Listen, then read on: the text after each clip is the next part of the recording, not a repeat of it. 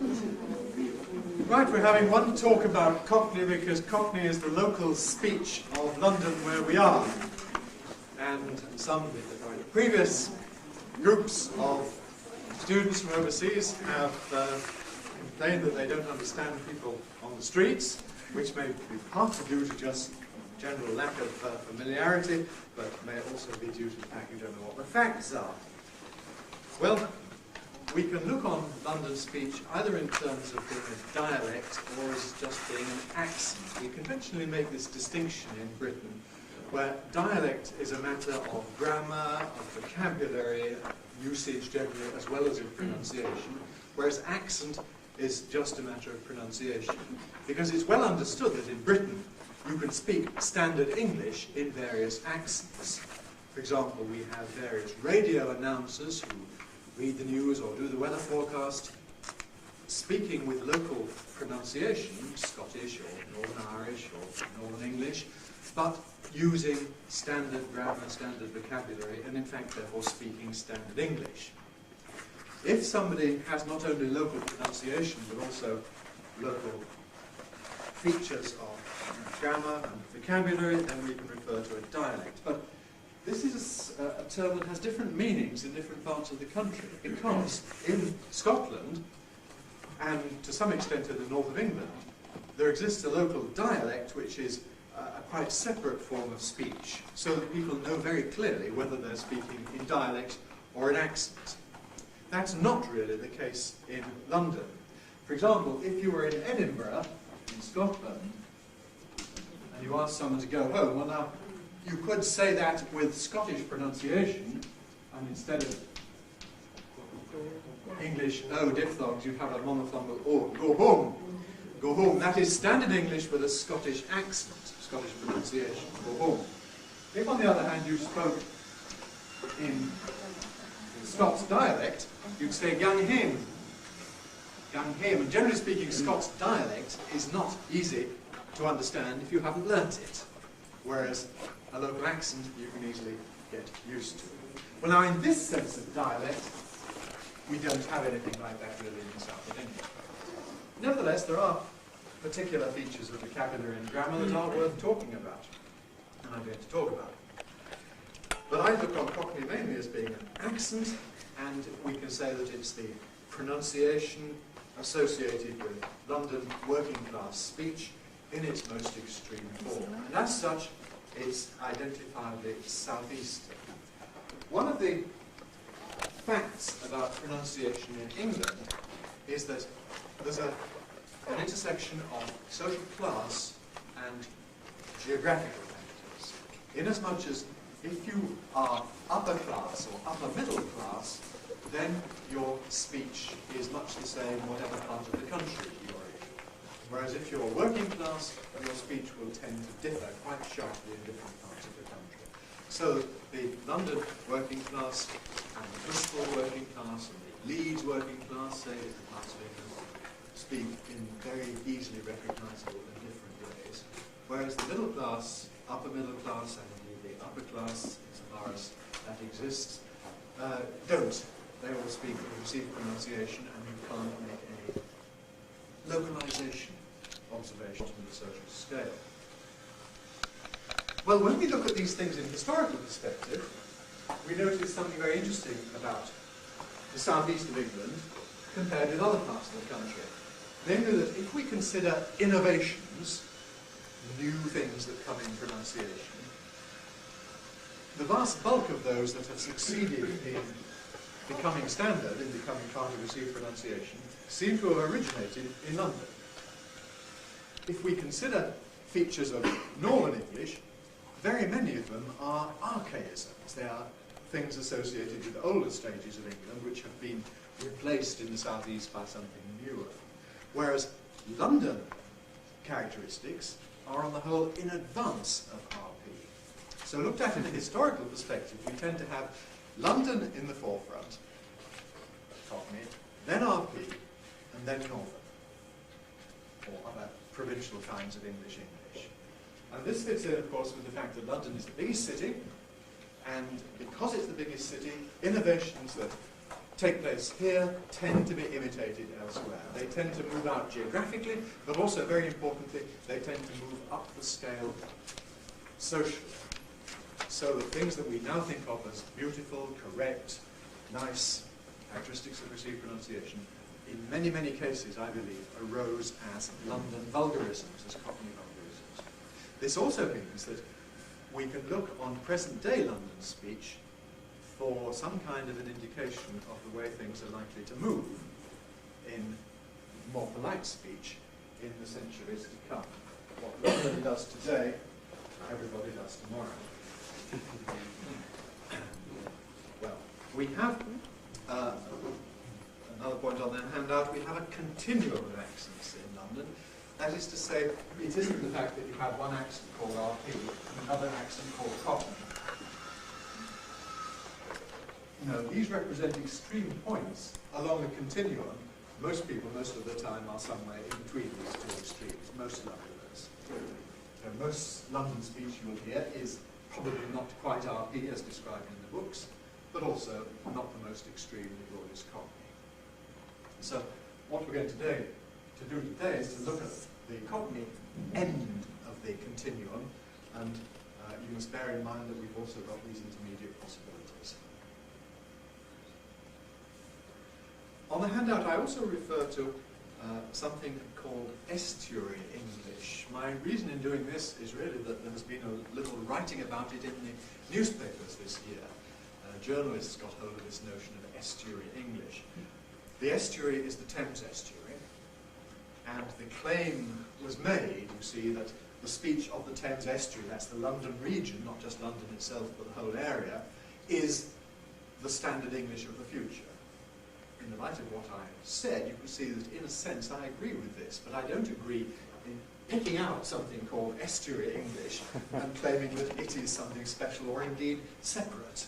It's just part of this continuum, in my view. Well, let's first of all look at matters of vocabulary and grammar. I've just jotted down one or two of these on the handout. First of all, under vocabulary. Now, it's been easy for me to notice features of London vocabulary because I myself come from the north of England. I moved to London when I got a job at University College, well, first when I was a postgraduate at University College, and of course I did come across various usages which were not what I was accustomed to. And the first one I've commented on here is the word area. Now, we all have the word area, of course, but in London it also has a special meaning. Namely, in front of a house, many London houses have a kind of basement with railings at the front and steps leading down in front of the house into the basement. Those steps lead down into what's called the area. So if someone tells you to put your dustbin out in the area, that's where you have to put it. That was something I didn't know until I came to London. Which brings us on to the second point, dustman. Yes, you know My Fair Lady with the song My Old Man's a Dustman, My Father's a Dustman. Well, the dustman's the person who collects the rubbish once a week or twice a week. In other parts of England, he'd be called a bin man, because he collects the dust bins. What do the Americans call him?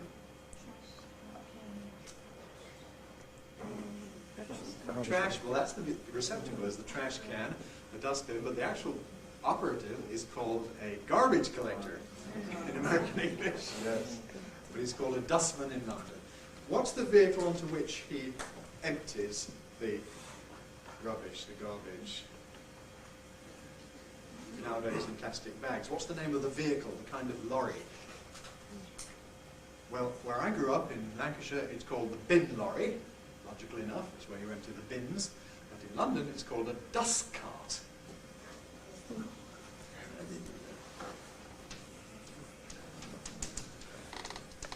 A dust cart, which is a funny name, really. I don't think in vocabulary London is innovative. I'm talking about pronunciation when I say London is innovative. What's the vehicle called in American English? Garbage truck. Garbage truck. The last bit of vocabulary here in the first line we've got is a bloomer, which is a shape of loaf. If you go to the baker's and ask for a bloomer, you get a particular shape. Not a bit of loaf. Again, I noticed this because in Staffordshire, where I lived in my teens, we called this a fadge. And that was just as much a local word for that part of the country as bloomer is for the southeast of England. Bread shapes and sizes have a lot of different local names. They're very interesting that way. Excuse me, do you use the refuse bin? Not really, no. I mean, we know it, but it isn't the ordinary term. Refuse collector. One thing that's very interesting in London terminology, though, is this question of rhyming slang. This is found, traditionally regarded as something especially Cockney, though it is found in other parts both of the country and of the world. You get rhyming slang in Liverpool, in Glasgow, and even in Sydney, Australia. But it's very complicated in London. For example, if someone says to you, you're asking, how do I do this? Use your loaf. That means use your head. Now, why does head turn into loaf? Well, the answer is that head rhymes with bread, there's the rhyme, and of course we have a loaf of bread, which rhymes with head, but then you shorten it by losing the part that actually does the rhyming. So it's a double stage relationship, and that's why rhyming slang can be very difficult to understand. You have to infer the missing part. A tit for, anybody know what a tit for is? Well, you know the expression tit for tat, to give tit for tat, so a tit for is a hat. A hat. Tit for perhaps is a bit archaic now. Some of these terms are obsolescent, but use of loaf is still quite widespread. As is the next one, to be on your Tod. To be on your Tod is to be on your own, that is to be unaccompanied. And this goes back to some murderer whose name was Todd Sloane. So to be on your own, on your Todd Sloane, on your Tod. And what often happens is these expressions also spread out from Cockney into general English, and they become part of ordinary slang or informal English, except that then people very often don't know where they come from at all. And so I knew the expression to be on your Tod long before I understood that it was rhyming slang. The same is true of butchers, to have a butchers. Anybody come across the expression to have a butchers? It means to have a look. Why? Because of a butcher's hook. A butcher's hook, which is an implement for cutting up meat, and butcher's hook rhymes with look, so to have a butcher's look, have a butcher's, have a look. We have some other words in English slang that mean to have a look. I wonder if you've come across them. To have a shufti. That's Arabic, and that must have come in through the British Army in Egypt or somewhere. And to have a deco. Deco is Hindi. That must have come through the British Army in India. But we're very receptive to slang terms meaning to have a look. Then what have we got? To rabbit on, to go rabbiting on about something. That means to talk, particularly to chatter on without saying anything very important. Rabbit, rabbit, rabbit, rabbit. And this supposedly is from rabbit and pork. Pork rhyming with talk. Seems a bit implausible, but that's what the books say. Rabbit and pork. Well, you get the general idea. So now, if talking about some old person, someone says, "Oh, she's mutton," you'll understand what they mean. She can't hear what you're saying. She's deaf. There was a cartoon in the 1930s with two characters called Mutt and Jeff. Jeff rhymes with deaf. Mutton, Jeff, deaf, we lose the Jeff, we're left with mutton, which is reinterpreted as a single word. I should cocoa, I should know. To call someone a tea leaf is an insult because it means a thief. Tea leaf. That's strict from more simple rhymes. Well, if you look at the books in the bookshop, popular books about Cockney, you'll find one or two little sort of teach yourself Cockney's kind of books, which will have hundreds and hundreds of these expressions in, some of which are still alive, others of which are now obsolete. There are new ones created all the time. For example, one that must be this century is to say that someone is radio, meaning that they're mad, which comes from radio rental. You could rent a radio, you know, radio rental, which rhymes with mental.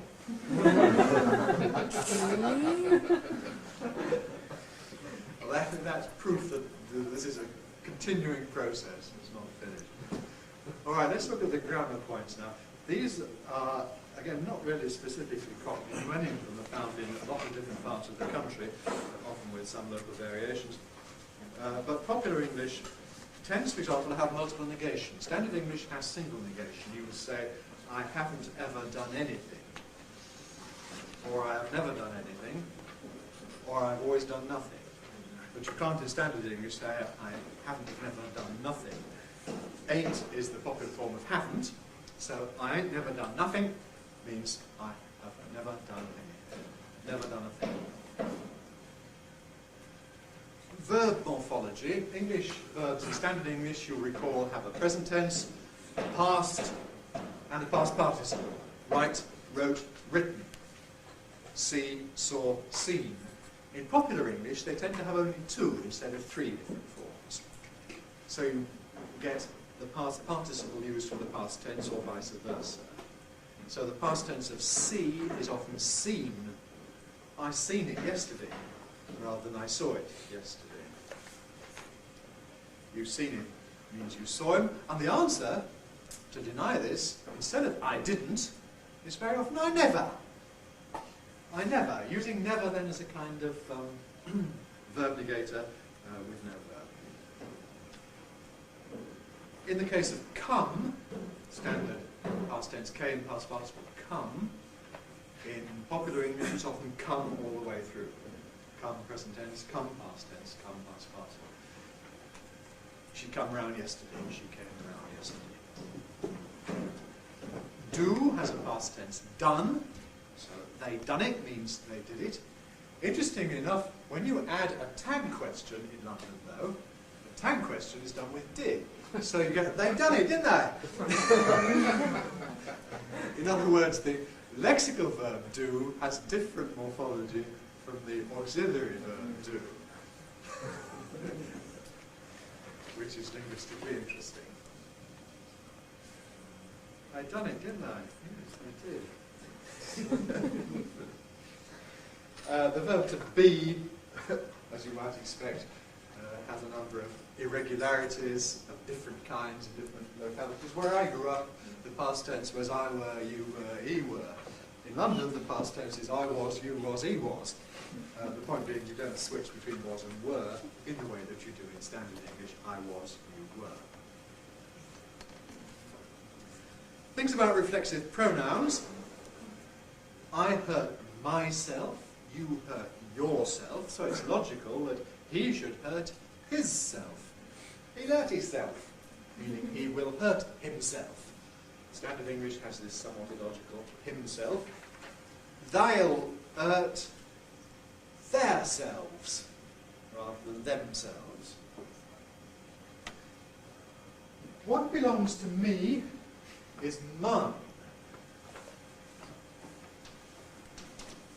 My book is mine. Your book in London is yours. His book is his. So again, that's a kind of regularization of the standard mine, yours, his. I'm not sure actually whether hisn is still alive in London. It's certainly found in provincial English. Yourn is alive in London, I'm quite sure, yours.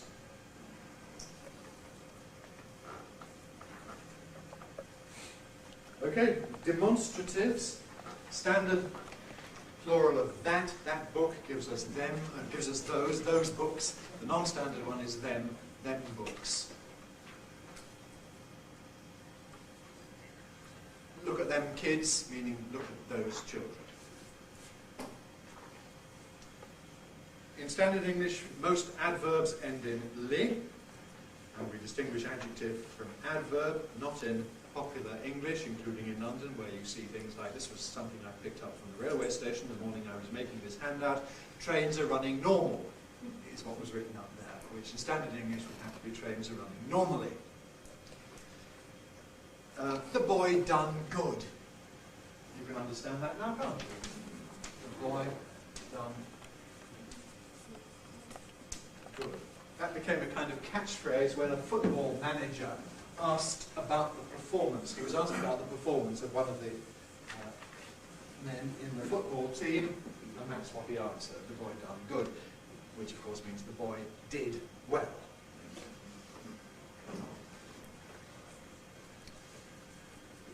There's a grey area here, because in Standard English, of course, we do say to run fast, and perhaps we say to drive slow, though some people get worried about that and think it ought to be to drive slowly.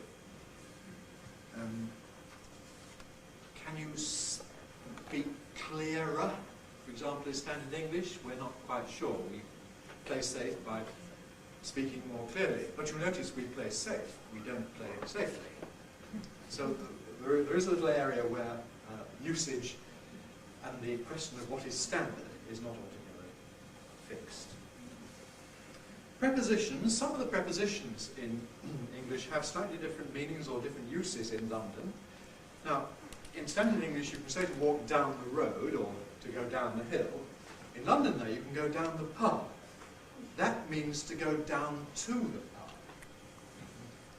Or it can mean down at the pub. Where's Bill? He's down the pub. Where is Bill? He's at the pub, down at the pub. And up is used in the same way.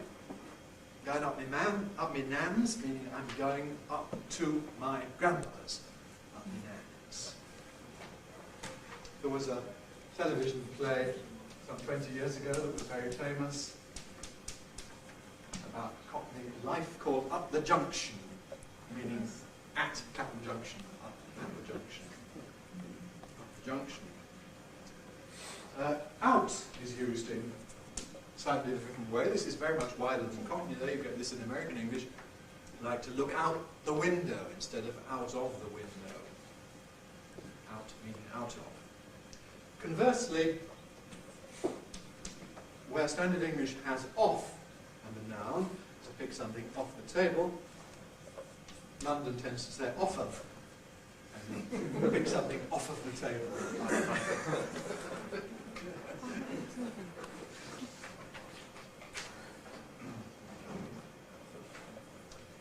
Possessive pronouns. Well, it's not clear here whether we have a non-standard form of my, which is me, as in where's me bag, or whether the me is actually a weak form. I think for some people it is. For some people there's a strong form, my, and a weak form, me. So that you can certainly say my mum and my dad, meaning my mother and my father, and that's perhaps the weak form because the word is usually unstressed. There are a number of other grammatical things. She's got more than Standard English. She's got more than I have. Non-Standard English, she's got more than what I have. That's an extra relative pronoun, which is considered non-standard, non-correct, but is very widespread in London speech. Okay, well, now let's turn to pronunciation.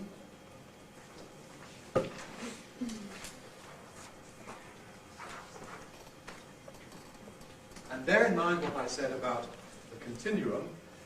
Londoners tend to drop H's. Now that does not mean that Londoners never pronounce H's. It means that there is a tendency to omit the H which is present in Standard English, but that there's great variability within London. Now, John Baldwin tells me that I ought to write the second vowel in helicopter with the E of happy, because it tends to be rather close, helicopter, rather than how I've shown it with an E. For instance, here's a Londoner, and I'm not a Londoner. I'm very happy to give way to him on that. He says that this is treated as a compound. It's a copter. What kind of a copter? A helicopter. So this is a single word final. I'm sure he's right. Anyhow, the point that I'm making is that its H can go, and you get an helicopter, or a helicopter, rather than a helicopter. Similarly, rather than a house, you might have an house. My house. A hand, you get hand. On the handout, we've got the words hammer, which can be pronounced hammer, and hit, that can be pronounced it. You sometimes even get these hypercorrect H's when people insert an H before a word beginning with a vowel because they're afraid that otherwise they might be omitting one.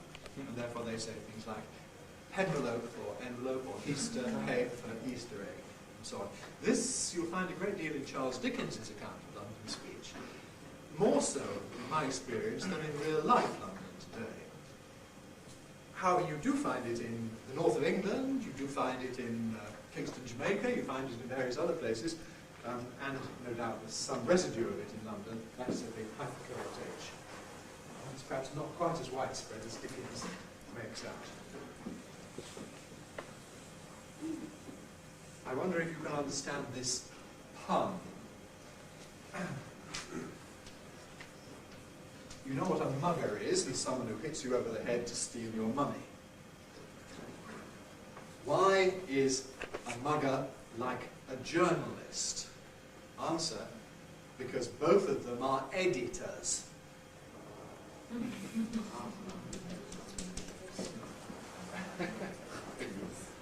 Editors.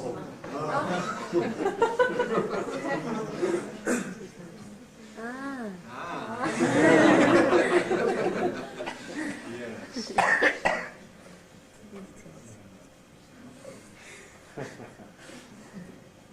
There's a kind of large wasp called a hornet, and Jim Herford, who wrote an interesting PhD thesis about Cockney, claims to have recorded some children excitedly attacking a hornet because they were afraid of it, and one of them said, "It's a hornet!"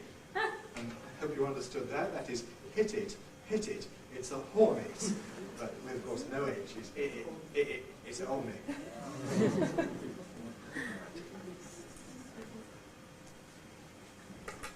4.2 on the handout. This is something that is found nearly everywhere where English is spoken.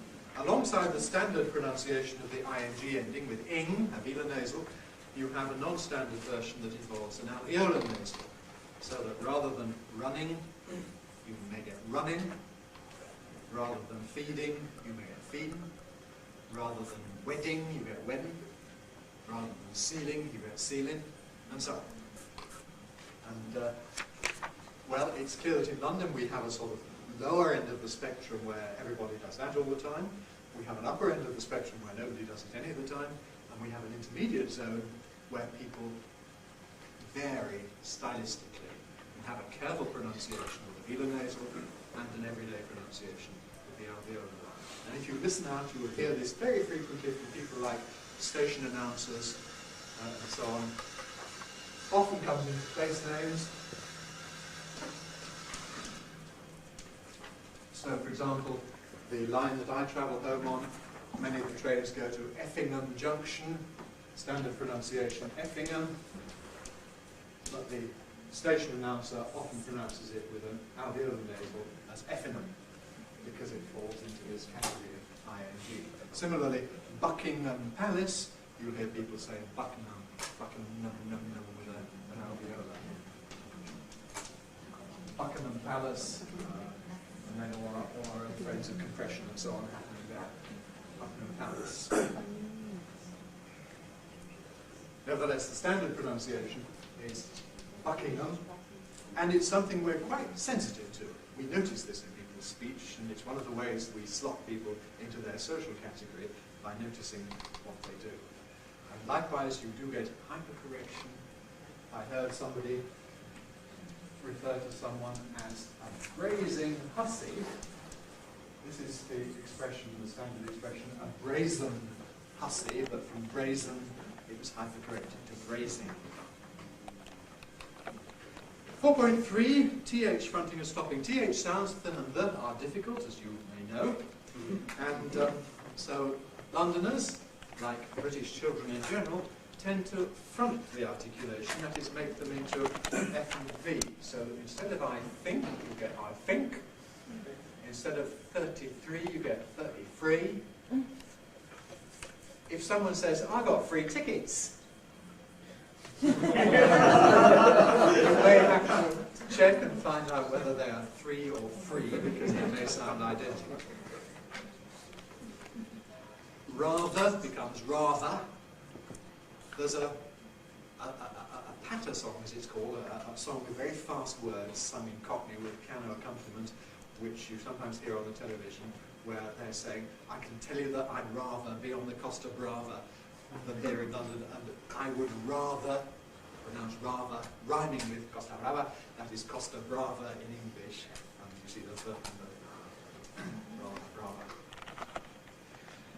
When the is initial, so in words like this and that, you can get, instead of fronting to a fricative, fronting to a evidental, you can get stopping to a plosive. So dis and dat. What's dat? This may sound like foreigners' errors, indeed it does, but nevertheless it's also found in Cockney. So if everything else in your speech is suitably Cockney, you can get away with doing this.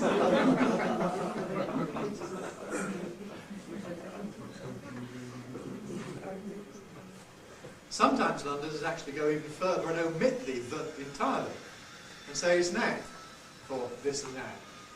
It's now. And you get other special kinds of assimilation. All this becomes all this.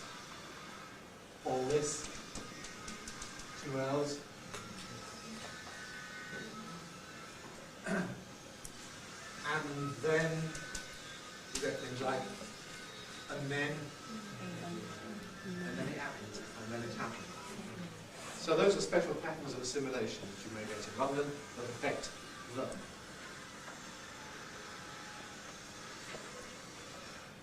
.3, the next perhaps very striking feature for those not accustomed to it is L vocalization. Now you remember about L in RP has 2 varieties, 2 variants, clear L and dark L. Clear L, dark L, clear L before vowels, dark L elsewhere. Dark L in London tends to go to a vowel of the all type.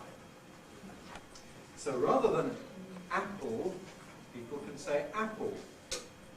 Apple, apple, apple.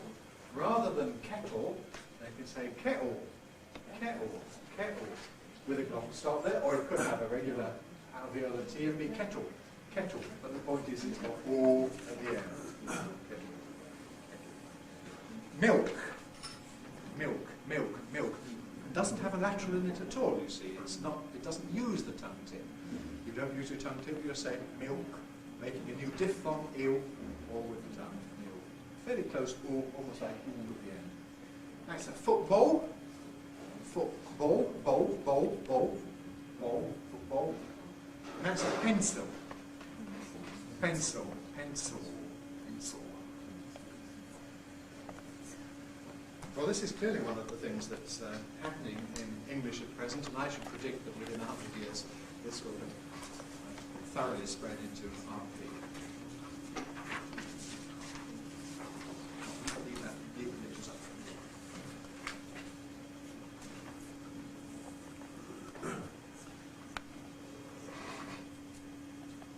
Excuse me. Yes. Where does the T come from in pencil? Well, that's an epenthetic T. Whenever you have N plus S in the same syllable, in American English and to a considerable extent in British English, you get an epenthetic plosive. So fence becomes fence, dance becomes dance, and pencil becomes pencil. Answer becomes answer? Indeed, that's right. And the reason, of course, is articulatory. To get from N to S, you've got to raise the soft palate and loosen the tongue tip. The question is, what order do you do those two things? To say ns, you've got to first loosen the soft palate, then loosen the tongue tip. If you do it the other way around, then you get a moment when the air can't escape anywhere, and you have the conditions that's perceived as a T. What's the name of the phenomenon, please? Epenthesis. We refer to this as being epenthetic.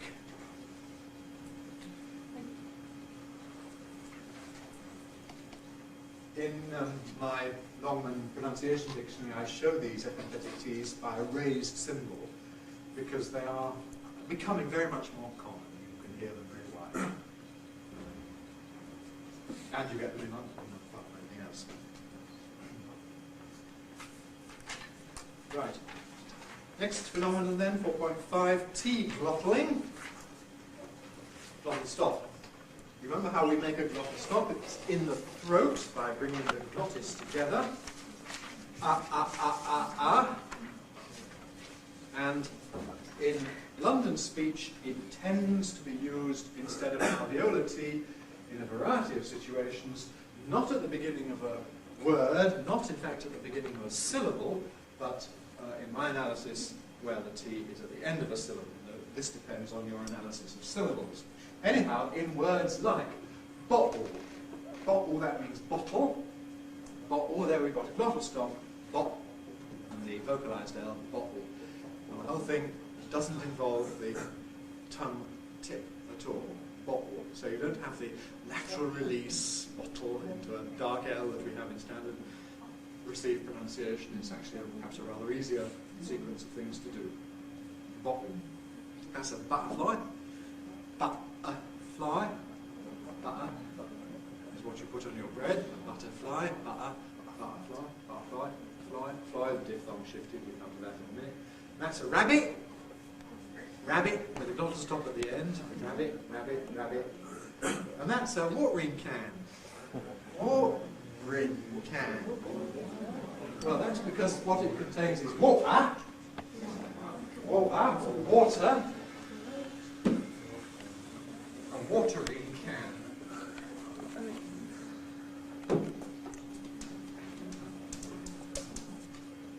Well, this, I haven't gone into what this diphthong does, it's a little bit old often.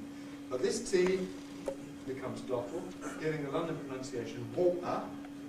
But then when we add ing, well, it isn't ing, it's in, as I was saying, linking R, and we get water-in, and that schwa and R, of course, then can coalesce into syllabic R, and compression gives us plain R. So this is a compressed version of watering. Standard received pronunciation, watering can. Same compression, but London watering can. Could be. Well, on the handout we've got some other examples. We've also got football, the T before the B, and then expressions like to get out. Get at the end of that first word with a glottal stop. Get out. And indeed, city, the Waterloo and city. I think this is a suitable moment now to play you a little tape we've got here. This is the tape that goes with my book Accents of English, and I actually did do this interview myself live with a man who was a tube train driver. That was his job, and he told me that he was a true Cockney from the East End. In Poplar, my dad came from Wapping, and my mum came from Poplar. My dad was one of 11 kids, and Wapping in them days really was one of the poorest parts of London. I mean, they really didn't have shoes on their feet. I'm talking about 70 years ago now. And Poplar was just slightly a cut above Wapping. You was either East End respectable or you were sort of East End villain, you know, and my family was respectable on both sides. I don't know how much you understood of that. Shall we just go through it and make sure you understand all the words? My dad came from Wapping. All right, my dad came from Wapping. Notice that he pronounces it Wapping, alveolar nasal at the end. See? My dad came from Wapping. And my mum came from Poplar. My mum, my mother. He's still being rather careful. He's saying came rather than come. He came from Poplar. My dad was one of 11 kids. All right, my dad, my father, was one of 11 kids. And whopping in them days really was... Whopping in them days, in those days, yes, really was... That was one of 11 kids. And whopping in them days really was one of the poorest parts of London. I mean, they really didn't have... One of the poorest parts of London, they really didn't have... Came from Poplar. My dad was one of 11 kids. And whopping in them days really was one of the poorest parts of London. I mean, they really didn't have shoes on their feet. I'm talking about 70 years ago now. Didn't have shoes on their feet. I'm talking about 70 years ago. 70, not to stop there. 70 years ago. And Poplar was just slightly a cut above Wapping. Just slightly a cut above Wapping. A bit. A cut above means a certain amount of love. He's talking about the social evaluation of these two parts of the East End of London. Poplar was a cut above Wapping. And Poplar was just slightly a cut above Wapping. You was either East End respectable or you... You was either, that is either, well, I call it either, this word. He pronounces it not either, possibly not either without another TH fronting. Slightly a cut above Wapping. You was either East End respectable or you was sort of East End villain, you know, and my... You was either East End respectable or you was sort of East End villain. So these are the two social categories that were important, respectable or villain. Villain meaning criminal. You was either East End respectable or you was sort of East End villain, you know, and my family was respectable on both sides.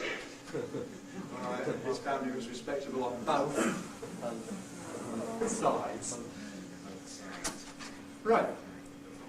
Well, let's look at the remaining pronunciation points that we haven't yet discussed. 4.6, yod things happening to the palatal semivowel. In words like tune, duke, and new, the English-speaking world really falls into two areas. Those that lose the yod and say tune, duke, new, as tends to happen in American English, and also in East Anglia, in Britain. And those who coalesce it into ch and j, say tune and duke. Now London is just on the boundary between these two areas. So you have the tune duke type which comes in from East Anglia and the tune duke type that comes from Kent.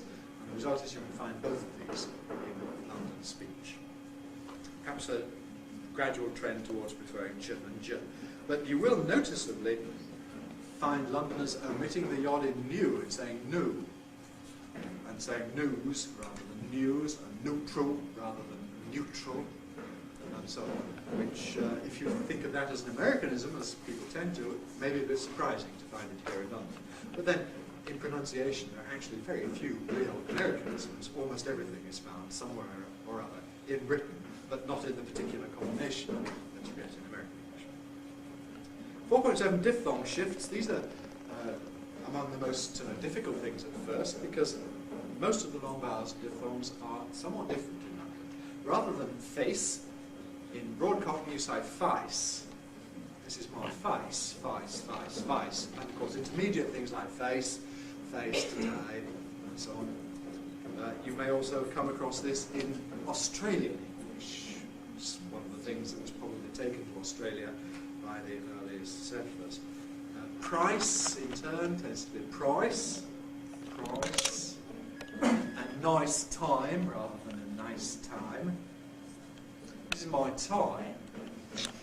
Tie. And of course that might sound a bit like toy meaning plaything, but it's not the same, because toy meaning plaything becomes toy. So they all move around, they all shift around. Instead of standard A, I, oi, we get I, oi, oi. the O, goat, and so on, is wider in London speech. O, go. Joan won't go home alone. Joan won't go home alone. The our mouth, well, this in most parts of London is sort of ow, now, down and out, but it has a broad Cockney version which is ah, mouth, down and out. And if you buy goods down the market, you'll probably hear the person selling, the market trader, say things like 30p a pound, pound meaning a pound, with this centric diphthong. If you ask people what is typically Cockney as against popular London, this tends to be the thing they pick out. They say, well, it's very Cockney to say pound rather than pound, whereas ordinary Londoners say pound. I'm not sure how true that is, because Cockney is supposed to be associated with the East End, you know, within the sound of Bow bells and so on, but I live in southwest London, in Wimbledon, and you could certainly hear Londoners saying there, just as you can, if they come from the appropriate bottom of the social heap, you know, rather than just being restricted to the East End. E and oo tend to be a bit diphthongal, E, oo, BBC rather than BBC.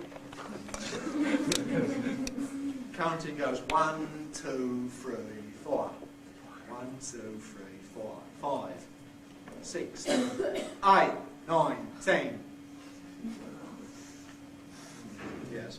Before we get the O diphthong, this splits in two allophonically, really, so that before consonants you get O, long, moaning, bold, and finally, morpheme finally, you get OR, so lower, score, and to be bored. Notice that gives you a distinction between the bold that you write on and bored if you're not interested.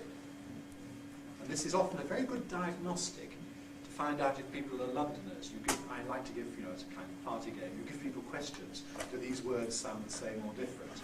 If you ask them about these two kinds of bored, do they sound the same or different? Anybody who says they sound different is usually a Londoner.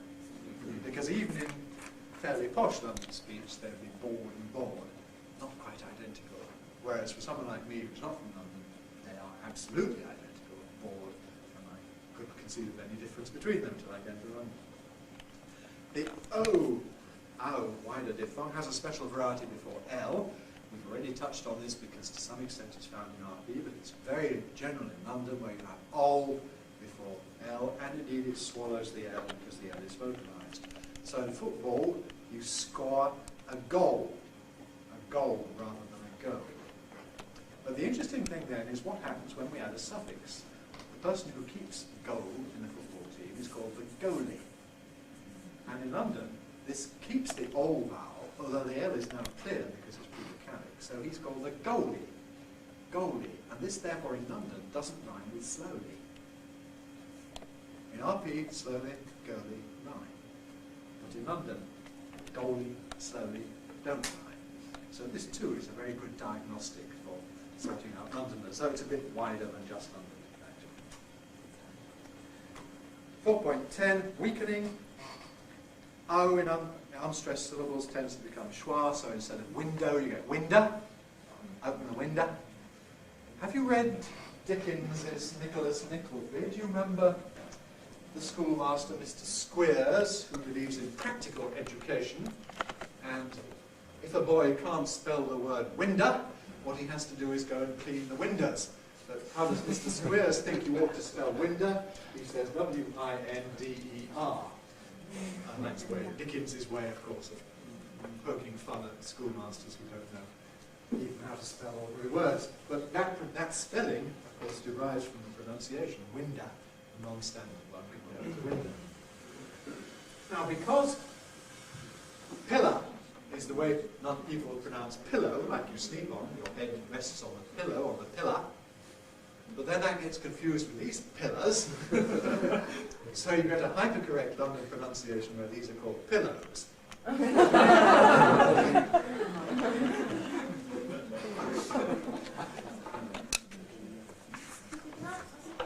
Yeah.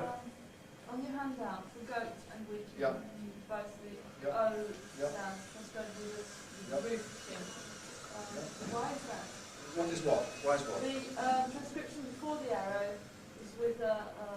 well, because that's a shifted diphthong, isn't it? And so we assume that rule 4.7 has been applied. Okay, so this is after the schwa group. Yeah, well, the London equivalent of O is O. So, since I'm writing Cockney rules here, that's the input to my rule. Okay? Last bit of weakening, weak forms of U and final two.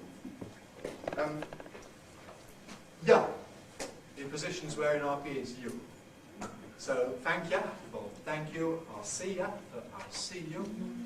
And I won't even try to, because I won't even try it. Try it with ta as the root form. And the last rule there, 4.11, is one that has not appeared in print anywhere ever before, because it's only recently discovered it. And this is a rule that seems quite general, an optional rule in London, that you can elide a schwa, delete a schwa, after a glottal stop before a consonant. So that rather than you've got to be joking, you can get you've got to be joking, you've got to be. So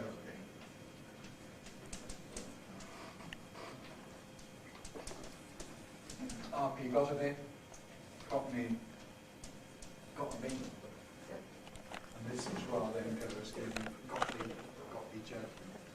And the other example, quarter past, what's the time? 3:15,